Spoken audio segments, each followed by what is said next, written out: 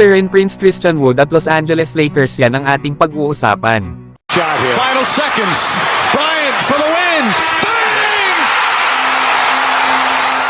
Bagong forward naman ng Los Angeles Lakers na si Taurean Prince. Tinabi naman sa media na makakashoot daw ito ng nasa 40% sa 3-point area ngayong paparating na season.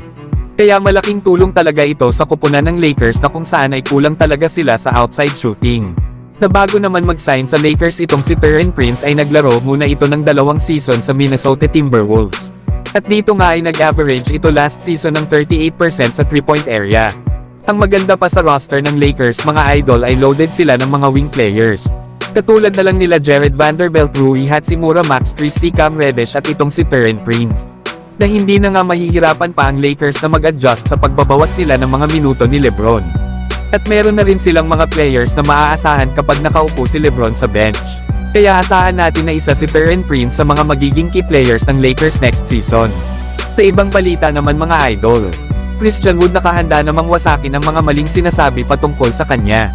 Ayon kasi dito kay Christian Wood, na sa palagay niya daw ay maraming hindi totoo na sinasabi sa kanya. Lalo at wala naman daw itong naging problema sa kanyang mga dating kupunan. Kaya isa nga daw itong motivated season para kay Christian Wood.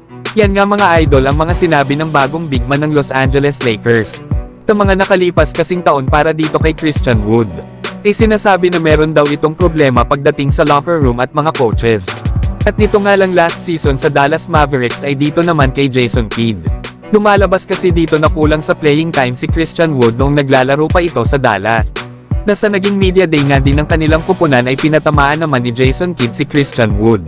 At sinasabi nga nito na nag-improve na ang kanilang locker room at ang mga bago nilang players ay hindi nagtatalo para sa kanilang magiging playing time. Lalo na at nasa good mood daw talaga ang mga ito. Kaya naman dahil dito ay talagang lalong mamomotivate itong si Christian Wood. Napapatunayan niya panigurado ang kanyang halaga bilang isang player. Lalo na ang maglaro ng maaayos at sumunod sa mga coaches.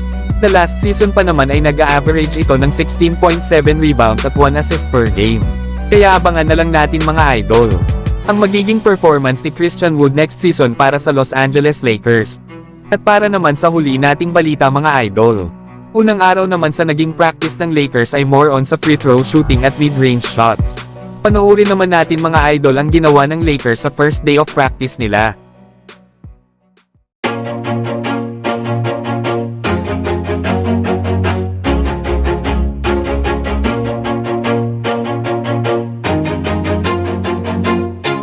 Always do it on my own, so I gotta get through it. And the only thing I know is to love what I'm doing. Never give up, never slow, till I finally prove it. Never listen to the no's, I just wanna keep moving. Keep my head up when I act, head up that's a fact.